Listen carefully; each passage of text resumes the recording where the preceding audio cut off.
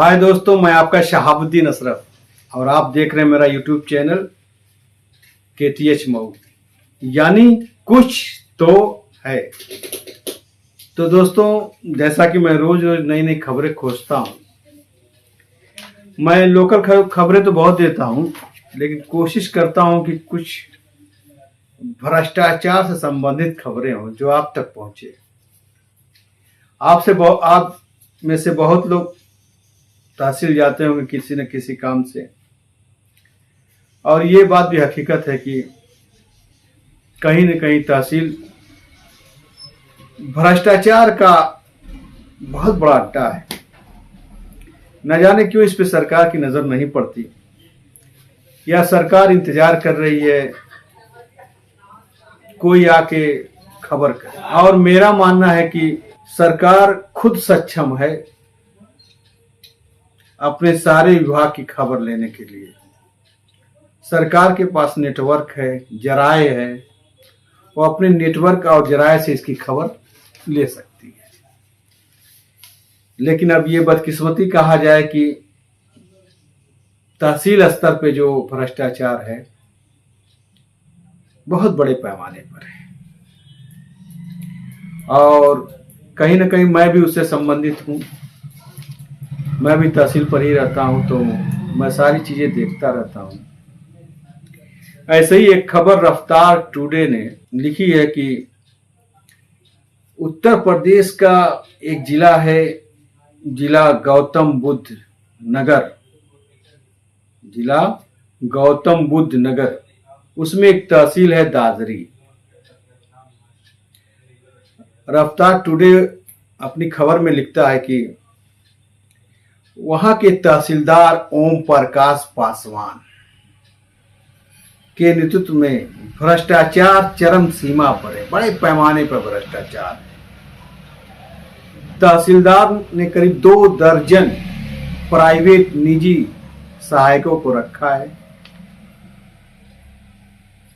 जो धन उगाही का काम करते हैं, सौदा करते हैं। कहा जाए तो एक प्रकार से वो सौदा करते हैं। जो फरियादी होते हैं उनसे सौदा करते हैं, कीमत तय करते हैं, और उनके माध्यम से वो पैसा सहायक जो अपने कर्मचारी रखे हैं उनके माध्यम से वो पैसा तहसीलदार तक पहुंचता है। और यदि कोई पैसा न देना चाहे या उनकी डिमांड है कि हमको इतना पैसा दो तो इस पत्रावली में हम ये काम करा देंगे, तो अगर वो डिमांड पूरी नहीं होती है तो उनकी पत्रावली को लटका दिया जाता है। खबर तो यहाँ तक लिखी गई है कि वो पत्रावली को ही गुम करा दिया जाता है। यह सब कुछ सरकार के आदेश के, या ये कहें कि उनकी मंशा की, सरकार की मंशा जो है कि देश भ्रष्टाचार मुक्त हो, प्रदेश भ्रष्टाचार मुक्त हो, उसकी धज्जियां उड़ाते हैं, उसकी हंसी उड़ाते हैं। ओम प्रकाश जैसे तहसीलदारों की करनी से तो यही लगता है कि उन्हें शायद सरकार का कोई डर ही नहीं। रोज मीटिंग होती है, तहसील दिवस लगता है, तमाम चीजें होती हैं, लोग दरखास्त पे दरखास्त देते हैं, लेकिन बात वहीं की वहीं रह जाती है, जिससे आवाम का हित और न्याय हित दोनों प्रभावित हो रहे हैं। अब तहसील में एक फाइल चलती है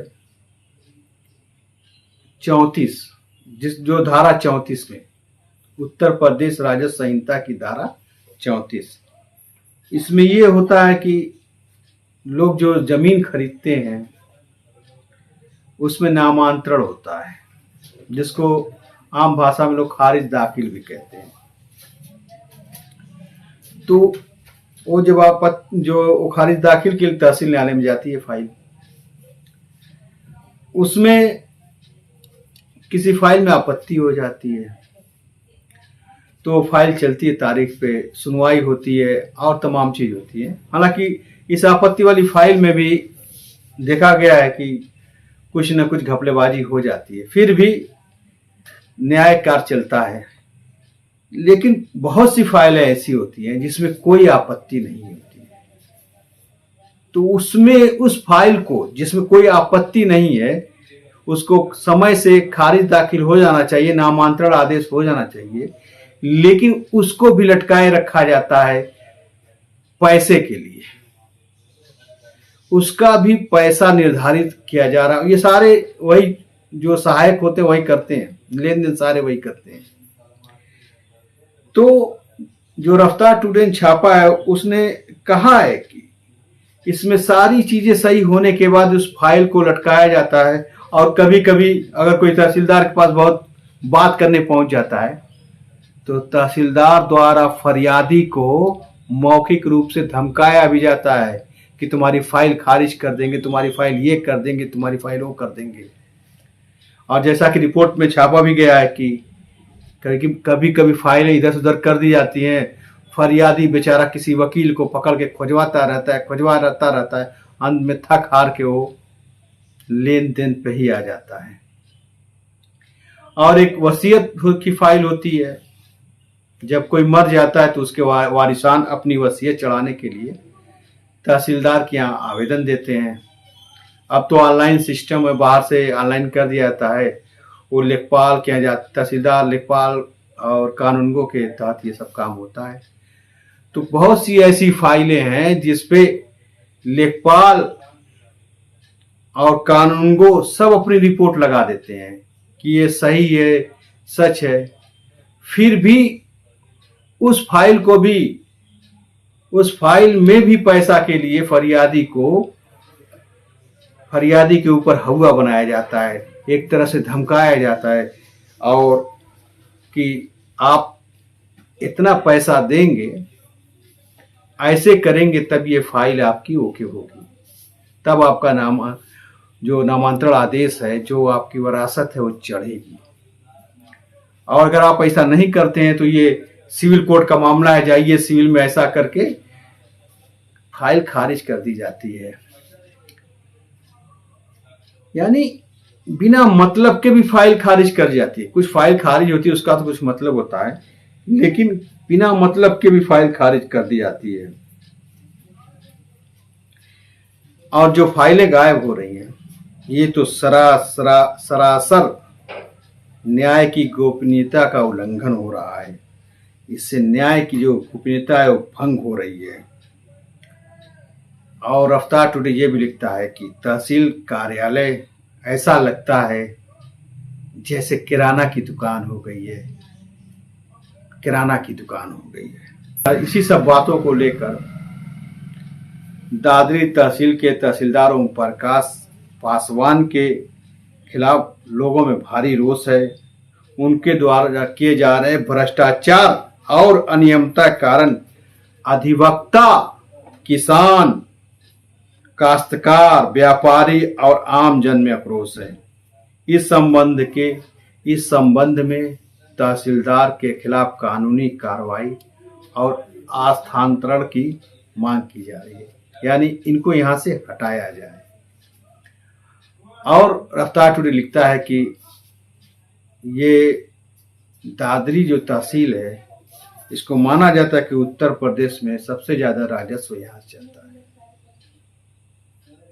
और मैं आपको यह बताता चलूं कि अगर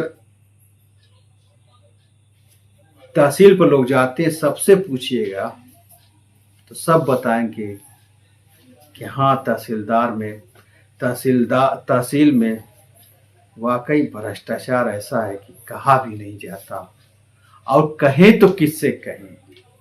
तहसील दिवस, समाधान दिवस जो कहा जाता है, लगता तो है, फरियादें की तो जाती है, लेकिन हल नहीं होता। आज की खबर में बस इतना ही। सावधान रहिए, सतर्क रहिए, और जाते जाते मैं फिर कहूंगा, कुछ तो है। जय हिंद।